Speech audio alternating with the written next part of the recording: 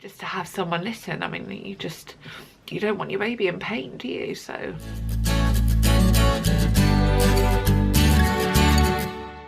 hi, welcome back to my channel. Today I thought I would talk to you a little bit about our cow's milk protein allergy journey. I have got 3 children and 2 of them have or did have a cow's milk allergy, and Gracie, my oldest, didn't have an allergy, but she was lactose intolerant.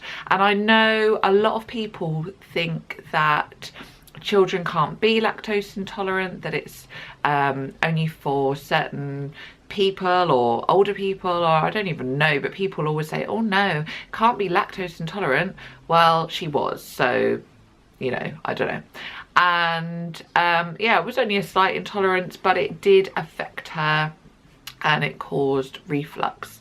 And people seem to think, because I was breastfeeding for 5 months, that they say that lactose is in your breast milk anyway, so you can't cut it out and it won't make a difference. Well, I did cut it out, and yeah, there might have been lactose in my milk from my own production, but because I was cutting out cow's milk lactose, I don't know if there's a difference, it did improve it. So she improved at about 4 months, because that's when I finally realized that that's what it was, because she'd been having green explosive poos every single day for 4 months and she hadn't slept, and it was all because of lactose. So it wasn't an allergy, it was just an intolerance. So maybe just me cutting out cow's milk reduced it so that it improved it. I don't really know the science behind it, but I know that that helped. So if your baby has got green explosive poos, just try cutting it out or switching to, I used to have the lacto-free products, and they really, you know, they have cheeses, they have milks and all different things in the lacto-free range, so you don't really notice that you're not having dairy. She then was, you know, when she was weaning, she went on to lacto-free products and she grew out of it. By about a year old, she was onto milk and she's absolutely fine now, no problems at all. So then I had Lils, and within about a month, I would say, I noticed that she wasn't quite right. She wasn't sleeping, and when I say not sleeping, I mean really not sleeping, not just broken sleep like a normal baby, but just no sleep, no naps, no sleep. She was just up and grouchy and awake all the time. She had mucousy poos, and she would scream about 20 minutes after every single feed.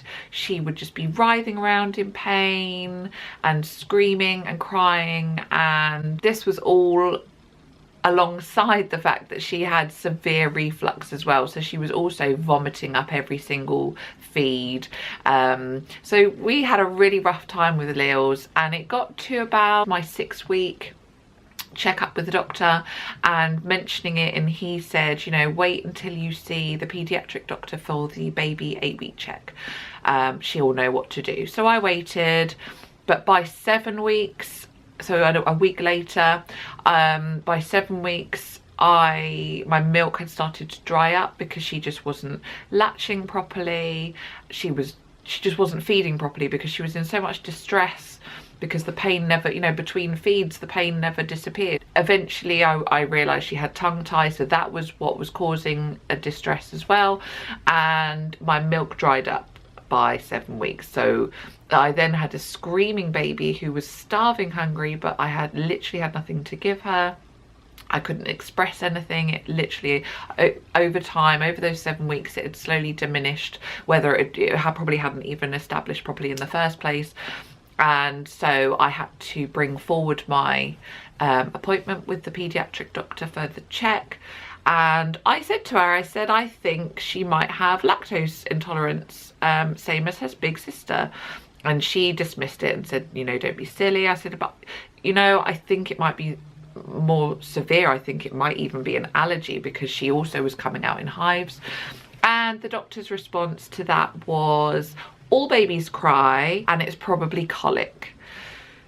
Now, first time mum, I probably would have swallowed that. I would have thought, okay, yeah, colic, I've heard that term banded around. Second time, mum, I wasn't buying it. But the thing is, if the doctor says no, what do you do? There's not really anything you can do. You can't say, well, sorry, give me drugs or give me something. You know, if they say no, you're done. So I left there, and I remember standing outside the doctor's surgery in tears because I had a baby that I couldn't feed, and I knew that if I went on to formula, normal formula, that it would make her ill as well. She would, you know, I'd already tried to cut out dairy myself and it still wasn't helping. So if I put her onto dairy formula, she would be in pain even more than she was at that point. Luckily, I went along to my health visitor that day. It was weighing in day at the health visitor health centre, and I broke down in tears to the health visitor and just said, I don't know what to do. And she just must have thought, oh my God, this woman, you know, she's trying to put an allergy on her baby or something. I don't know. So, you know, I described everything. And she said, oh, you know, it doesn't sound good. And luckily, she did a poo, not the health visitor, that would be weird. Lils did a poo while we were there, and it was green and it was frothy and it was mucousy. And as soon as the health visitor saw it, she said, oh, that's allergy poo. And I was like, yeah, I know. And so take this nappy, take it to your doctor and show her this nappy and see what she says then. And so I left there and I rang the doctors in tears and I said, I do not want to see that other doctor again, because she laughed at me and she made me feel stupid for even thinking that it was an allergy. I want to see my doctor. So I went down and I spoke to him, and I didn't show him the nappy. I didn't feel the need. I had it in my bag, I did. But luckily he just took my word for it, and he trusted that a mum knows her baby, and he just said, let's try prescription formula just over the weekend, and if it makes a difference, we will know that it was down to the milk, you know, that you will know. And so I left there in tears, happy tears, because he'd listened to me. Just to have someone listen. I mean, you don't want your baby in pain, do you? So to have someone listen was just amazing. So I left there with happy tears, and I got my prescription, and we gave her her first bottle of prescription formula. We had Nutramigen 1, and she didn't cry. You know, 20 minutes later, she fell asleep. She fell asleep for the first time. And we couldn't believe it. It was just like magic. For the first time in 7 weeks, we had a happy baby. So yeah, so we did that all over the weekend, and she was absolutely fine. And so on the Monday, I went back to him and I said, it worked. And he prescribed us Nutramigen then for until she was, I don't know, I think about 18 months. I think she was on that for. Maybe until she was 2, I guess 2. I don't know, I don't remember when she gave up her bottle. Isn't that awful? But yeah, so she was on Nutramigen until she gave up her bottle. And yeah, thankfully he listened, and that was our journey. And I, you know, and she's made it up the milk ladder now, so she can have dairy, and she was also soya allergic. So we had to do the soya ladder as well. And I'll put a link to our milk ladder journey if you want to pop over and have a look, because I've documented all of the different recipes that I had to try moving up the ladder. But she's made it up the ladder, and that's amazing. So she's normal now. She's all right. So then I've had my third baby, and I was prepared. I knew that you are more likely to have a baby with a milk allergy if you've had one before, and I was also prepared for the reflux. I thought, oh God, you know, another one, projectile vomiting up the milk. So he was born in September, and you know, it took me a good month or so with Lils, but by day 12 I knew something wasn't right with him. He was showing those signs really early. The writhing around in pain, the poo, the green poo straight away. You know, you just know your own baby. And so because he didn't have tongue tie, I was able to breastfeed him and not have to rely on the prescription formula, because it's just such a hassle. Bottles are a hassle anyway. It's so much easier just to whip your boob out. And I just thought, if I can just try and breastfeed him and cut out dairy completely, then it'll be okay. So I checked every single label, I cut out dairy completely, and he still didn't improve. And I just thought, oh my God, you know, what? And I thought, maybe it's soya as well. Maybe he's got a soya allergy, same as Lils. So I cut out soya, which is a really, really difficult thing to cut out. It is in everything. Bread has got soya in it, cakes has got soya in it. Literally anything that's yummy has got soya in it. But I've cut it all out, and within a day, I'd say within a day, he was fine. He's 5 months now, and I exclusively breastfed him for 4 months, I would say, completely cutting out dairy and soya, and he's been absolutely fine. I did, just for peace of mind that I wasn't a raving lunatic, I did try a bit of dairy and soya separately, just to see, and he did react. So I wasn't mad. He definitely is allergic. So yeah, but at 4 months I was exhausted. You know, he's not the best sleeper in the world, and I did break down at the doctor's, and I just said, please, can you just give me some formula so that I can just swap one feed, just to have a break, because it is so physically demanding and mentally draining being the only person in charge.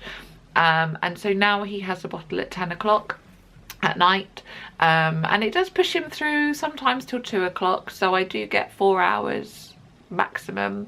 Sometimes he lasts like an hour and a half still, you know, but that's, you know, it just is what it is. But at least my body just gets a break, and I get to pass over the feeding to his daddy, and which is nice for them as well. They get to have a little bonding time. And he's fine on the Nutramigen again, where it's the Nutramigen. So we have that on a repeat prescription now, and we're not using many tubs, obviously, because it is just one feed a night. So one tub lasts us a fortnight, which, if you've ever used Nutramigen, you'll know that if you're doing purely bottle feeding, one tub lasts you 3 days. So yeah, to have one that lasts 2 weeks is quite a novelty, actually. But I'm thinking that I will move over to bottles completely within the next month or so, just because I am exhausted. I'm exhausted, and I do feel a bit selfish doing it, but I have to think about the family as a whole. So for now, we're still breastfeeding, and yeah, having allergies in the family is really difficult. But because I've been through it all before, and Lils had an allergy and she's made it up the milk ladder, just means that I know that I can get through this, and in a couple of years he will make it up the milk ladder as well, and he'll be able to have an Easter egg and an ice cream and things like that. And the joy knowing that your child can eat anything and not have to worry about what does it say on the label, you know, what are the ingredients, it's just amazing. But it's having the support in the beginning, because, you know, if a doctor doesn't believe you, then you're stuck. You are completely stuck. But my advice would be, don't give up. If you know that your child is writhing around in pain, they have got green slimy, it's like a mucus, a green mucusy poo, then if you are able to breastfeed, cut out dairy, cut out soya as well, because they are interlinked, they have similar proteins. So cut out dairy, cut out soya, and just see, you will notice an improvement within a week, because you know, as your body digests all the dairy and the soy and it filters through your milk and it disappears, and hopefully you will notice a difference. It could be that it's not even an allergy, it could be an intolerance like Gracie's was. So, you know, maybe the first step before even cutting out dairy is maybe just cut out lactose. Just, you know, go on to lactose-free products. The lactose-free brand is excellent. So maybe try that, and if that doesn't work, then cut out dairy completely with soya. But if you can't breastfeed, it is a real bugger. It's a bugger, it really is. So, but go to the doctor, and if that doctor doesn't listen, go to a different doctor. But otherwise, if you have any questions, I've been through it all with one child already, so please pop your comments below, and any questions, I'm happy to answer them. And yeah, just good luck, and there is light at the end of the tunnel, and hopefully they will come up the milk ladder and they will be absolutely fine. See you next time. Don't forget to subscribe for more. Bye.